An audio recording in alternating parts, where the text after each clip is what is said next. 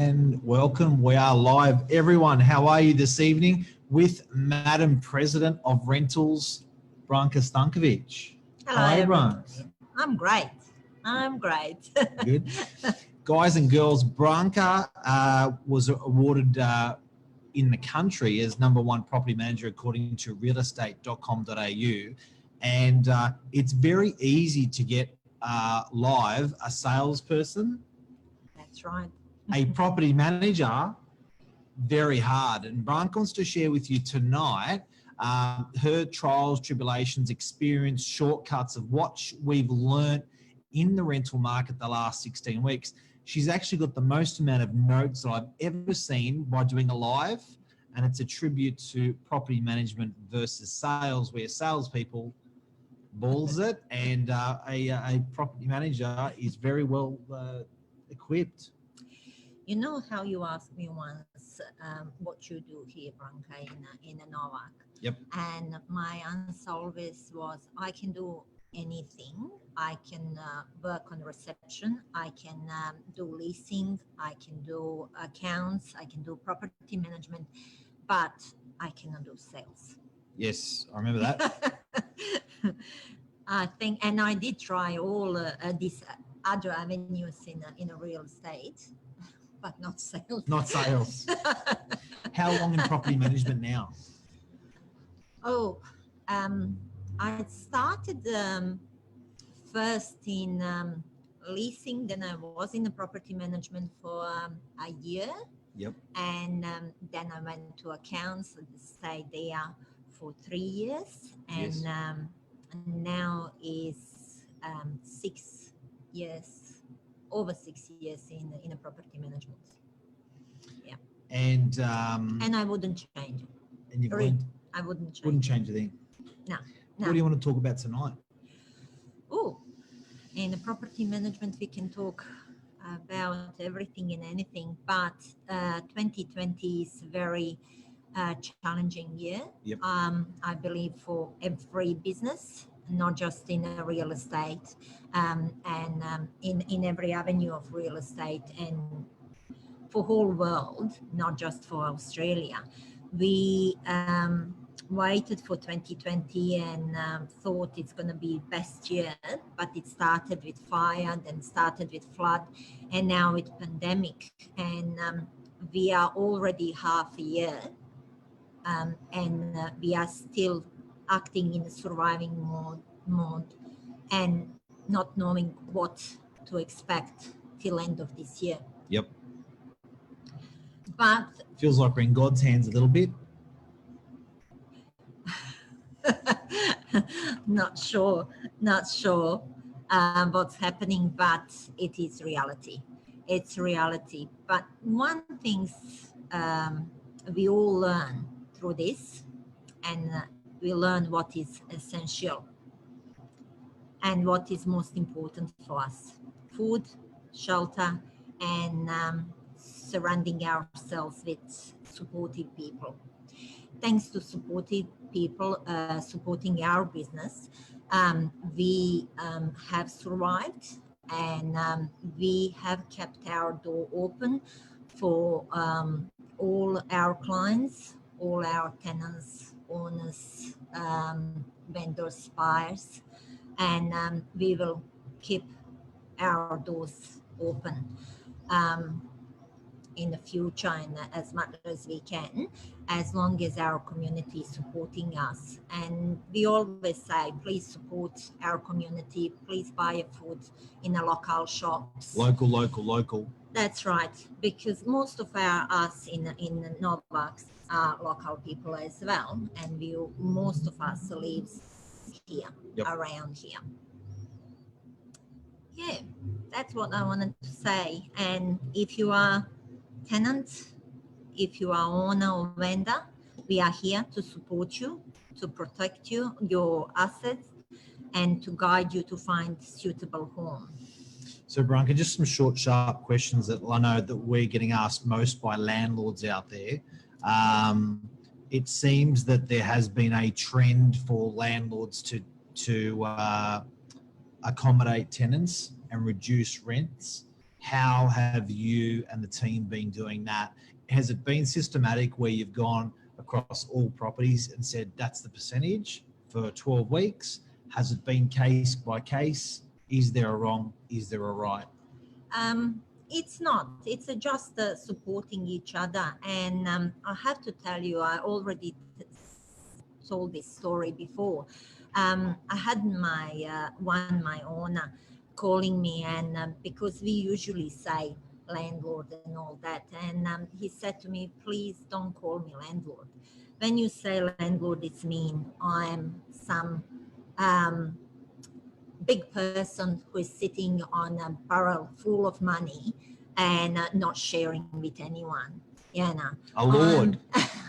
A lord, a king, a queen, a lord. I get it. That's right. And unfortunately, it's not many people like that.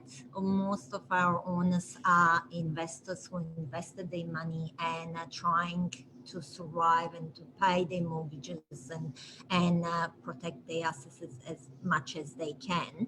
And we are here to support them. Same is with tenants. I guess you could say, Branka, that there's no real reason why a landlord would be wealthier than a tenant, or a tenant wealthier than a landlord. They're all on equal parts. So that's true. When you say landlord, you're sort of empowering them as richer. But when you say tenant, you're putting them on a level average basis, a median, right? And when you use a word like lord, you're above the median.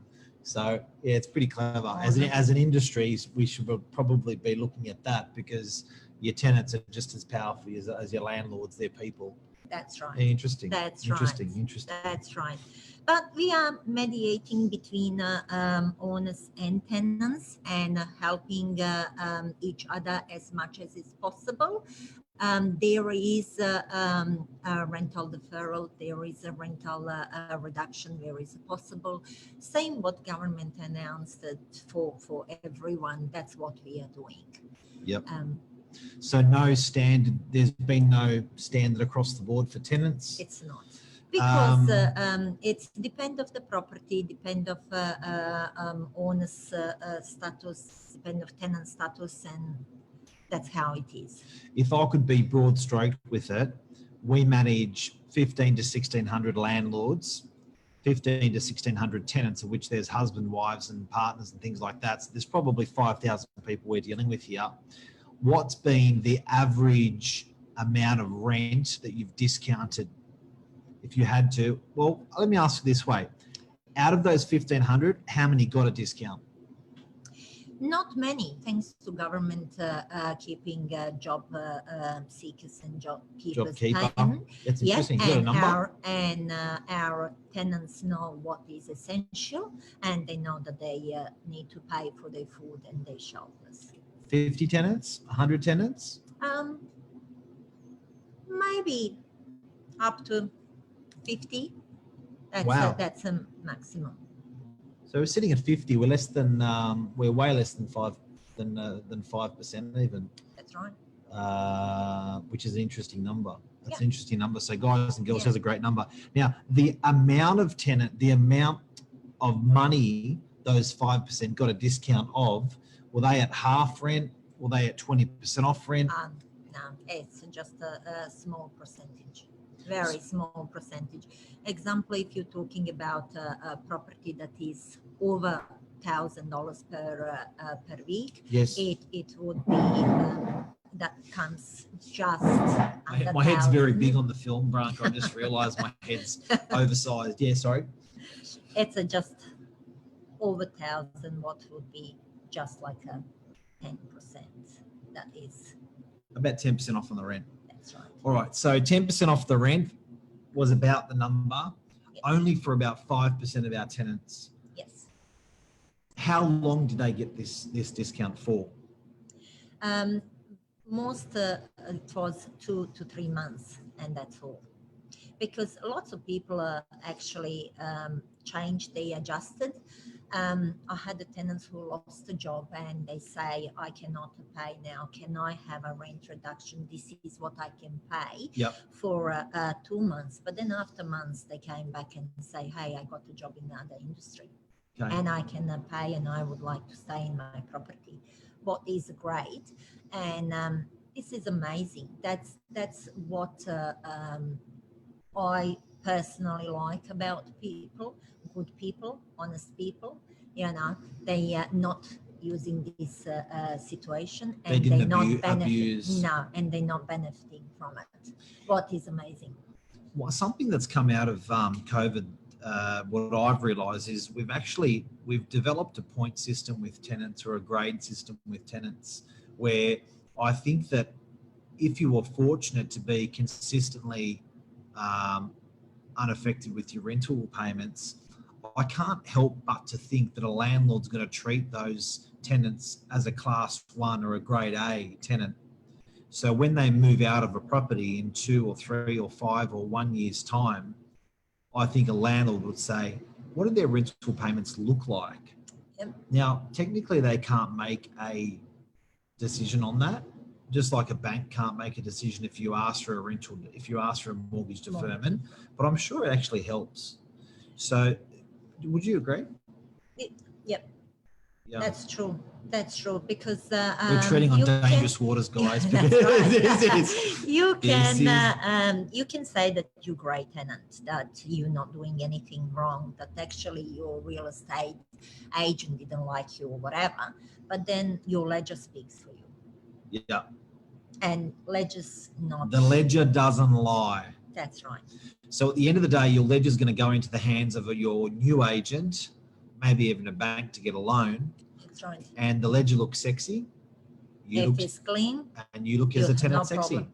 That's right. Now, if it does not look sexy, that's okay as well, providing you've got a compelling excuse like JobKeeper, you've qualified for JobKeeper, you lost your job, stuff like that. It's going to be okay. But let's face it, if you're a class A, class 1 tenant, your ledger looks immaculate. That's right.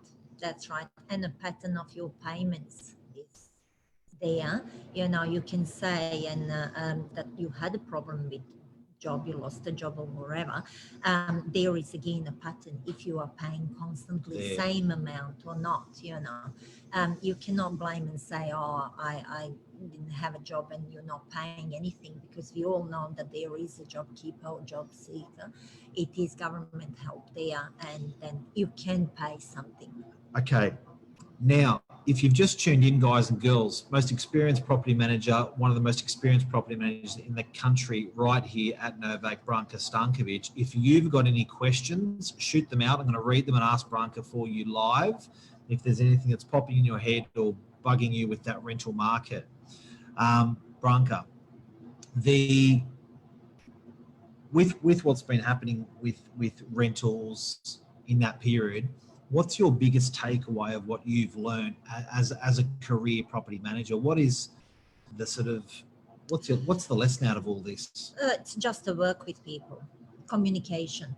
Communication is a big key. Communication is most important. Talk to people, talk to your landlords, talk to your tenants, be open with them and find out what's the real situation. Just communication. Transparency. Let's move over here. Margaret Matthews, Branka managed to secure tenants offering 3 to 6 months rent up front without a rental reduction. Landlords, we're so happy. We're so happy. James, g'day. Alistair Flower, hi. Nikki Parker, hello. Lisa Novak, g'day. All right.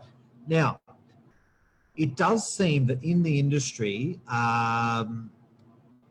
there seemed to be these are probably leading questions, but there seemed to be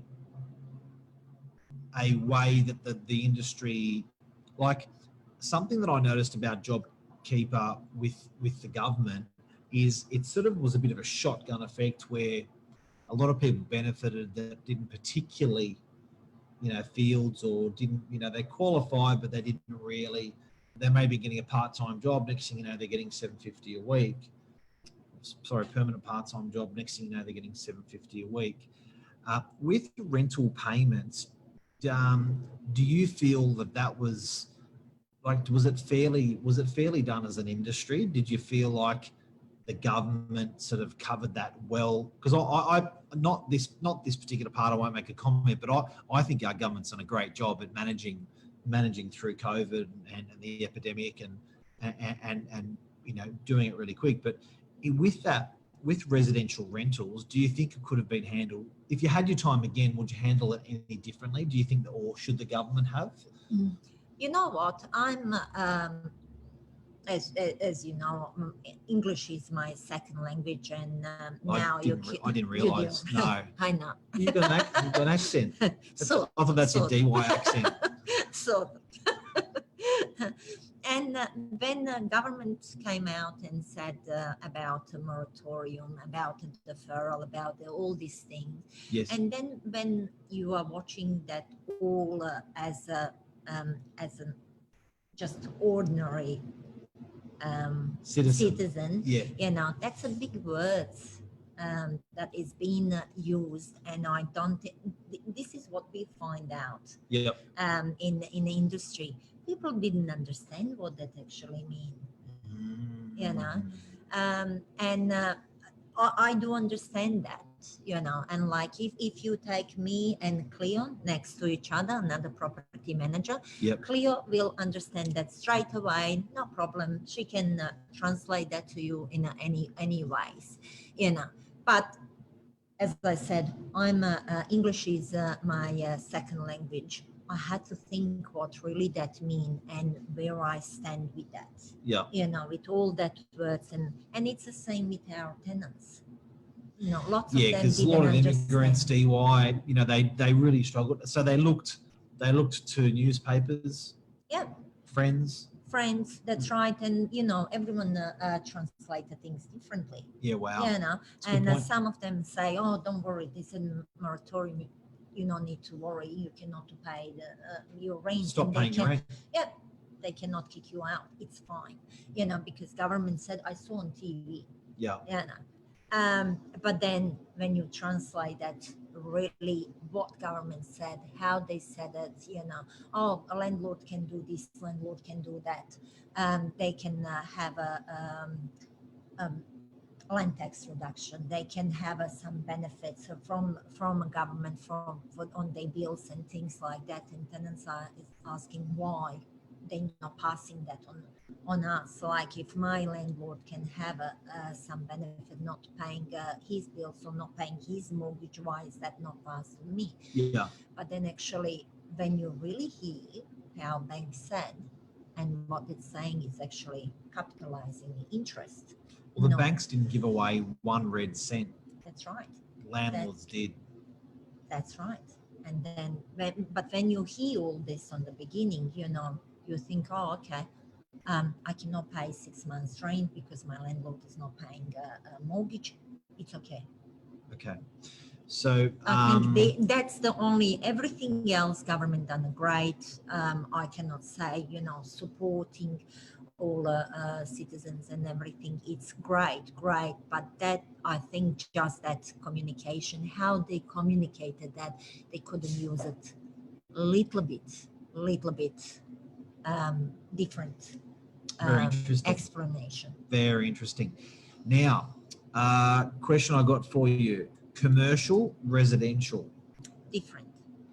How was it different in property management from your experience in the last 16 weeks? It's different because, you know, when in a residential, if you cannot pay your rent, you just come and say, guys, I cannot pay my rent. What my landlord can do for me is all right if I move out earlier and I'll pay advertising or I'll pay just this, and I cannot afford it. I'm moving to Central Coast. Yes. Because I cannot afford here 2-bedroom unit for 650 per week, but I can rent in Central Coast something else. Yeah, now for that money I can have a house. And you can do it pretty quick.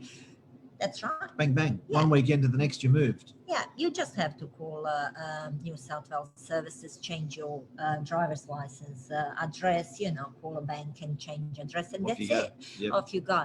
Till in a commercial is different.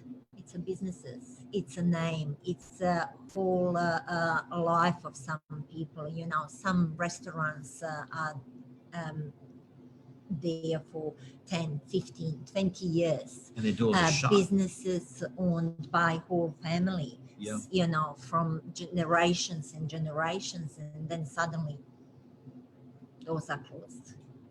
There is no business, there is not money, there is not any kind of turnover.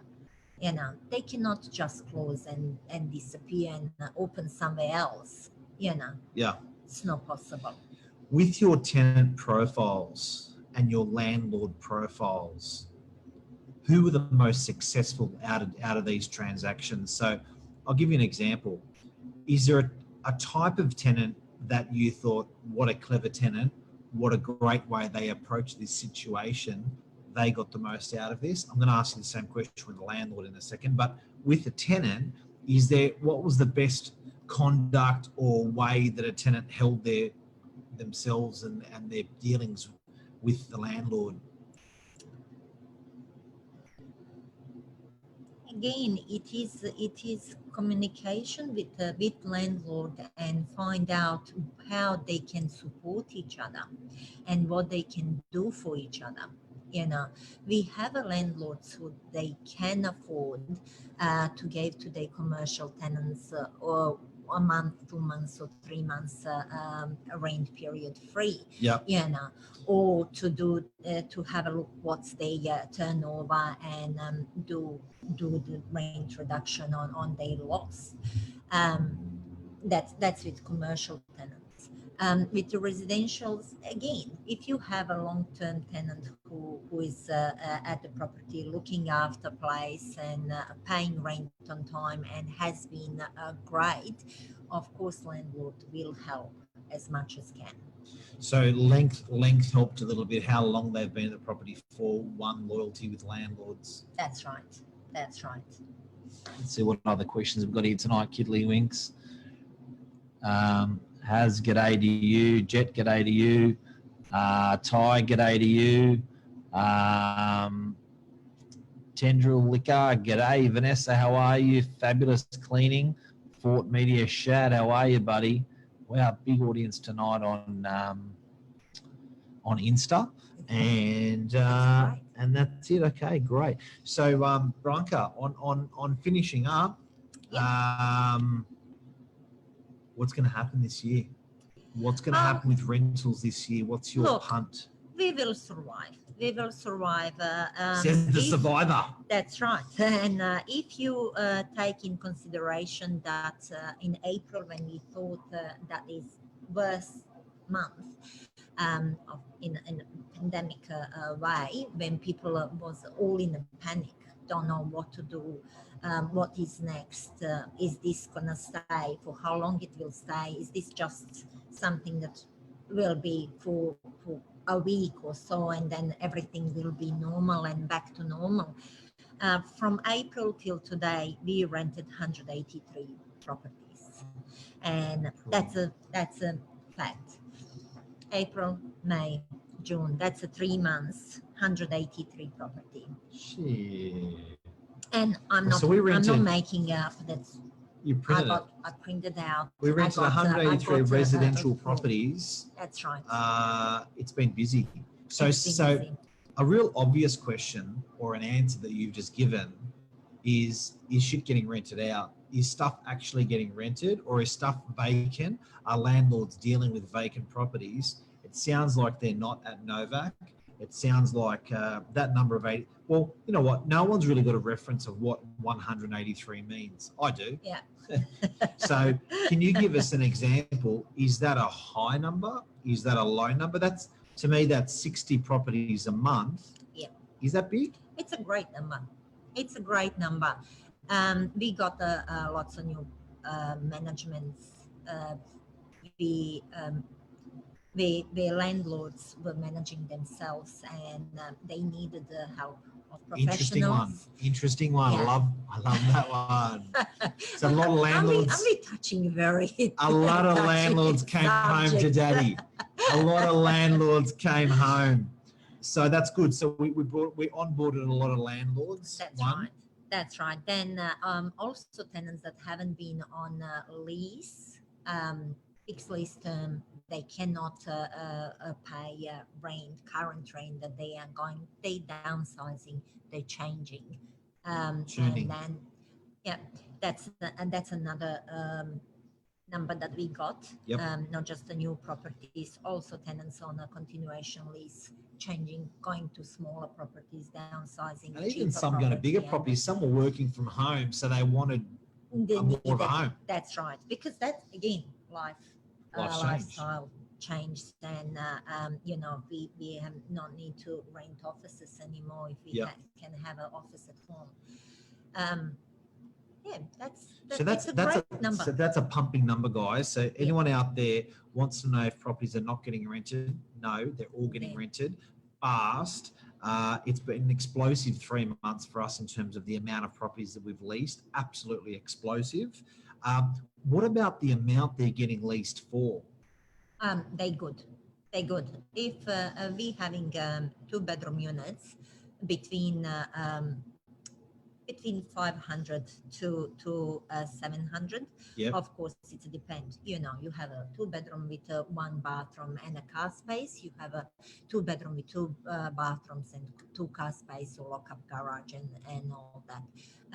Condition of the property, position, and the price matters. So would you say compared to this time last year, rents are up 5%, down 5%, same, 10%, 20%? What do you reckon? For winter time is always slower than summertime and all that.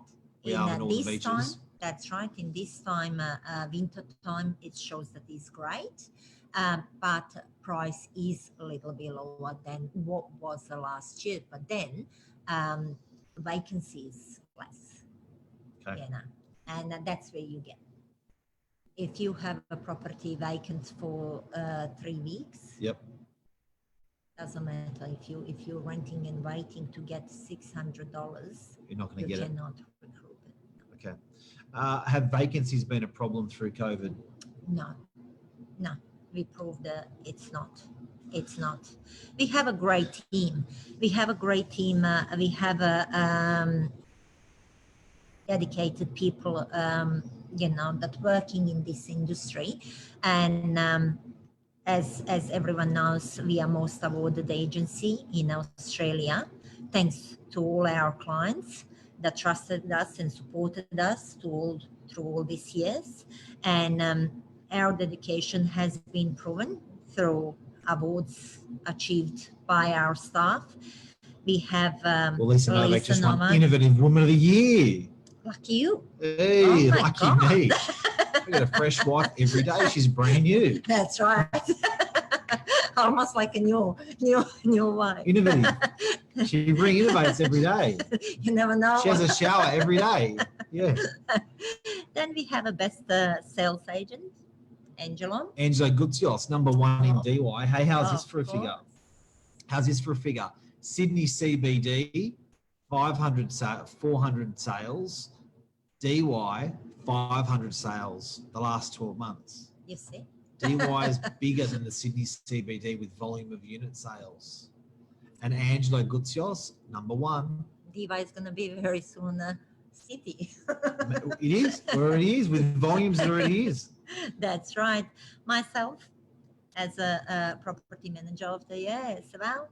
And all this we achieved, and all these awards we got it under guidance of Mark Novak, Master in Real Estate. Yeah. Thank you. Thank you to putting up with us all. You're the best, Branka. Can you tell Lisa I'm the master of real estate? Just use that word. The master. Master's a great word. Lisa and I sitting in the different corners. It's okay, I can say. Branka, thank you so much, guys. Hopefully we enlighten you on this real estate show tonight about rentals, property management. If you've ever been wondering, that's what we're experiencing. Branka, at the head of property management, what she's experienced. Thank you so much for your time. Thank you. Branka's got a family at home. She's here at 8:30 at night, focusing on helping people. So really appreciate it, dude. The best. Thank you. Guys, Thank you. have a beautiful night. If this can help any of your friends or family, share it. Tap their name into comments; they'll get it automatically. And you know what? It's I reckon it's up and up. I reckon it's only going to get easier. I'm not going to say easy, but easier in the next 3, 6, 9, 12 months ahead, providing we can keep that curve down. Thank Thanks, you. Brunks. Love you Thank guys. you. See ya. Take care. Bye.